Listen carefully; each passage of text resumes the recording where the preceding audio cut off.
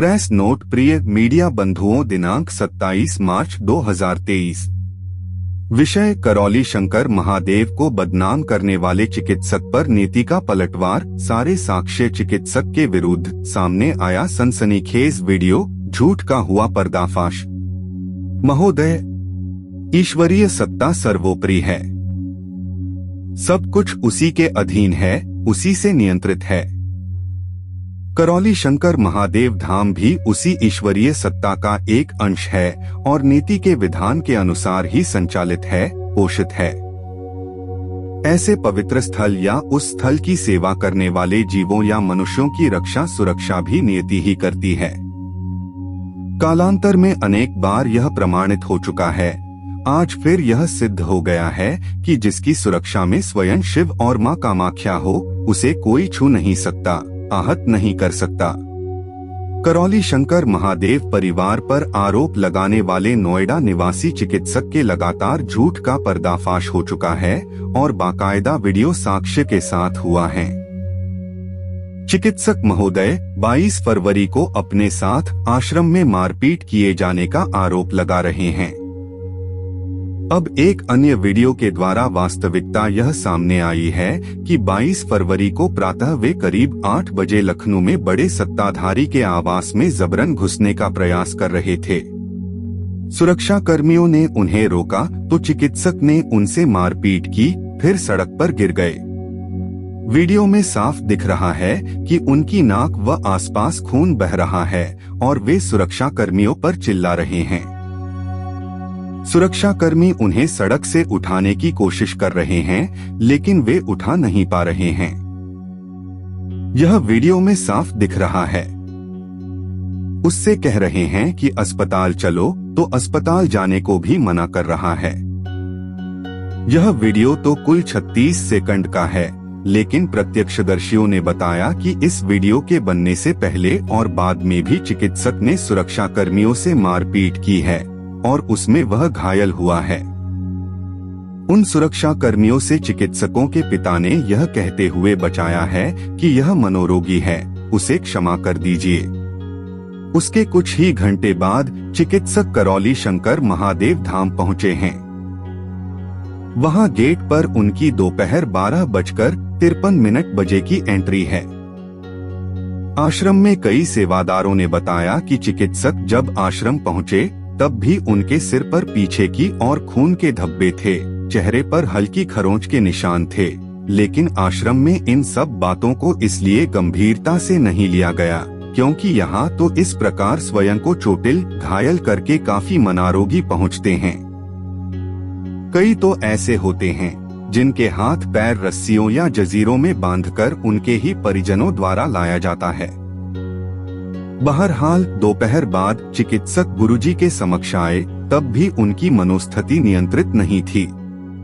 अन्यथा मीडिया के साथी विचार करें कि जिस व्यक्ति के साथ सुबह में इतनी बड़ी दुर्घटना हुई हो कि वह अपमानजनक तरीके से सड़क पर पड़ा हो, वह व्यक्ति कुछ ही घंटे बाद गुरुजी के समक्ष पहुंचकर अपनी समस्याएं या पीड़ाएं बताने के बजाय उन्हें चमत्कार दिखाने के लिए चैलेंज करने लगता है। यह उनकी मनोस्थिति ठीक न होने का स्वयं सबसे बड़ा साक्ष्य है। इसके बाद आश्रम से चले जाने पर भी चिकित्सक ने कहीं कोई शिकायत नहीं की, बल्कि 1 माह बाद मुकदमा लिखाने फिर से कानपुर पहुंचे। सोचिए, कुछ ही घंटों के अंतर पर लखनऊ व कानपुर में मारपीट करने वाले चिकित्सक ने कानपुर से नोएडा तक फिर किसी से मारपीट नहीं की होगी, इसकी क्या गारंटी है। बहरहाल इस माह में उनके साथ कहा कितनी मारपीट हुई या नहीं हुई, सब रिपोर्ट और आरोप मिथ्या ही हैं या नहीं, ये सब जांच के विषय है। लेकिन आश्रम परिवार को आशंका है कि यह सारा प्रकरण ऐसे लोगों की किसी बड़ी साजिश या षड्यंत्र का हिस्सा है, जो कि सनातन संस्कृति और वैदिक चिकित्सा पद्धति को पनपते नहीं देखना चाहते हैं।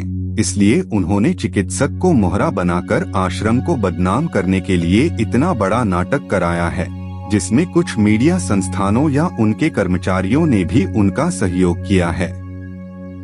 यह आशंका इसलिए उत्पन्न हुई क्योंकि 1 माह बाद चिकित्सक द्वारा आरोप लगाने के बाद भी ऐसे मीडिया संस्थानों ने किसी जांच पड़ताल की कोई प्रतीक्षा नहीं की, स्वयं से भी सच जानने की कोशिश नहीं की कि 1 माह तक कहाँ रहे, चुप क्यों रहे, बल्कि उन्होंने उस घटना या दुर्घटना पर फोकस करने के बजाय पहले ही दिन से गुरु जी का चरित्र हनन शुरू कर दिया, उन्हें किसी अपराधी की तरह से पेश किया।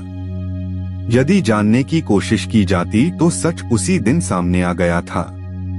उसी दिन एक प्रतिष्ठित टीवी चैनल पर उनके पिता कह रहे हैं कि हम 19 फरवरी को कानपुर पहुंचे और 20 फरवरी को गुरुजी से मुलाकात हुई, जबकि सच यह है कि वे 22 फरवरी को आए थे। जो मुकदमे की रिपोर्ट है उसमें भी चिकित्सक ने 22 फरवरी को ही आश्रम पहुंचने की बात लिखी है। यानी पिता द्वारा एक साजिश के तहत झूठ बोला गया, तो दूसरे वीडियो में चिकित्सक स्वयं झूठ बोलते दिख रहे हैं कि उनसे सिर पर उनकी मां व पत्नी ने पट्टी बांधी, जबकि नो कह रही हैं कि वे वॉशरूम गई थीं। जब वॉशरूम से आई तो देखा उनके सिर पर पट्टी बंधी थी। ये सारे विरोधाभासी वीडियो उसी दिन के थे। कोई भी मीडिया कर्मी या संस्थान जरा सा भी पत्रकारीय धर्म निभाता तो सच सामने आ गया होता। हालांकि अधिकांश मीडिया संस्थान और मीडिया कर्मी इस सच को समझ गए थे कि चिकित्सक झूठ बोल रहे हैं, आरोप झूठे हैं, इसलिए उन्होंने संतुलित खबरें लिखी और दिखाई। लेकिन जो मीडिया संस्थान और कर्मचारी इस साजिश में शामिल थे, वे लगातार सब छुपाते रहे, झूठ पर झूठ रिपोर्ट बनाते रहे, चरित्र हनन करते रहे, जनता को गुमराह करते रहे, जिसके चलते जांचकर्ताओं और प्रशासन को भी परेशानी हुई। आश्रम परिवार का मानना है कि चिकित्सक से अधिक अपराध और पाप तो इस साजिश में शामिल लोगों ने और मीडिया कर्मियों ने किया है, जिन्होंने सनातन संस्कृति और वैदिक चिकित्सा के प्रभावों से जनता को सीधे वंचित करने की कोशिश की है, अपमानित करने की कोशिश की है। आश्रम परिवार ईश्वर से कामना करता है कि ऐसे साजिशकर्ताओं, चिकित्सकों, मीडिया संस्थानों और मीडिया कर्मचारियों को सद्बुद्धि दें, ताकि वे भी आगे चलकर बिना किसी दुराग्रह, पूर्वाग्रह के सुंदर सनातनी मानवीय समाज बनाने में अपना सहयोग देकर इस कृत्य का पश्चाताप कर सके। गुरु जी का कहना है कि अप्रैल माह में पूर्णमासी से पहले 5, 6 व 7 अप्रैल को आश्रम में विशाल यज्ञ व ध्यान शिविर का आयोजन निर्धारित है, जो कि प्रत्येक पूर्णमासी को होता है।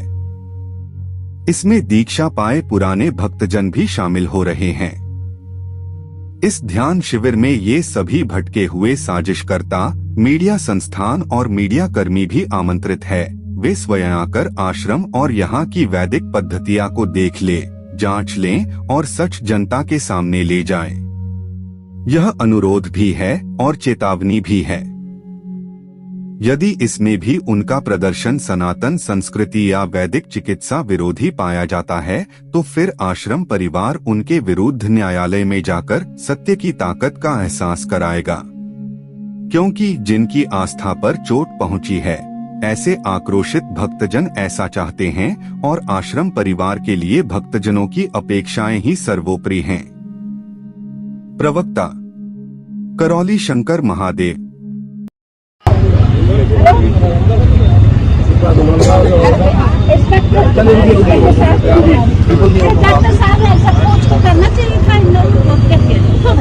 हाथ कैसे लगा दिया इसने? दीनानाथ शर्मा ने हाथ कैसे लगा दिया? दीनानाथ ने नहीं, दीनानाथ शर्मा ने हाथ कैसे लगा दिया? सड़क का आदमी समझ रहा मुझे वो है, सड़क का आदमी समझ रहा मुझे वो। आइए डॉक्टर साहब, आइए आइए, हाथ दीजिए इधर, आइए आप चलिए, चलते हैं हॉस्पिटल लेकर। नहीं हॉस्पिटल नहीं, कहाँ चलना है?